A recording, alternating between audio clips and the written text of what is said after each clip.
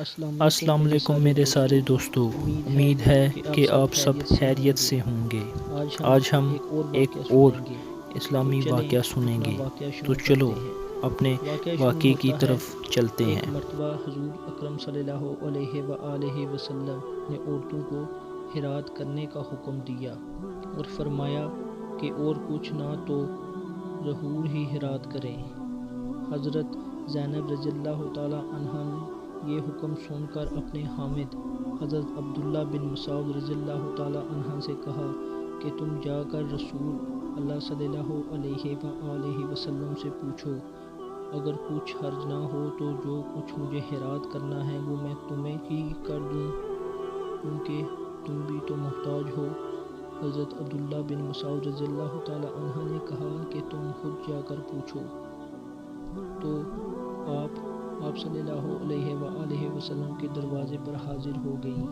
وہاں دیکھا کہ ایک بی بی اور کھڑی تھی اور وہ بھی اسی ضرورت سے آئی تھی۔ عیبیت کے مارے ان دونوں کو جرأت نہ پڑی کہ اندر جا کر آپ صلی اللہ علیہ وآلہ وسلم سے پوچھیں۔ حضرت بلال رضی اللہ تعالیٰ عنہ نکلے تو ان دونوں نے ان سے کہا کہ حضرت سے جا کر کہو، دو عورتیں کھڑی پوچھتی ہیں کہ ہم لوگ اپنے حامدوں اور یتیم بچوں پر جو ہماری گود میں ہے صدقہ کر سکتے ہیں یا نہیں۔ بلال رضی اللہ تعالیٰ عنہ سے چلتے چلتے یہ بھی کہہ دیا کہ تم یہ نہ کہنا کہ ہم کون ہیں۔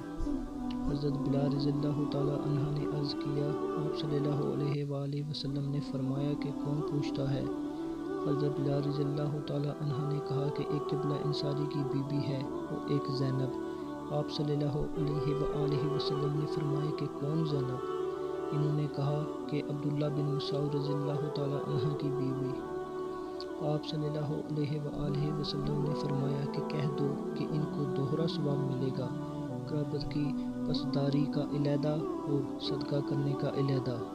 یہ ہمارا آج کا واقعہ تھا۔ امید ہے کہ آپ کو یہ واقعہ پسند آیا ہوگا۔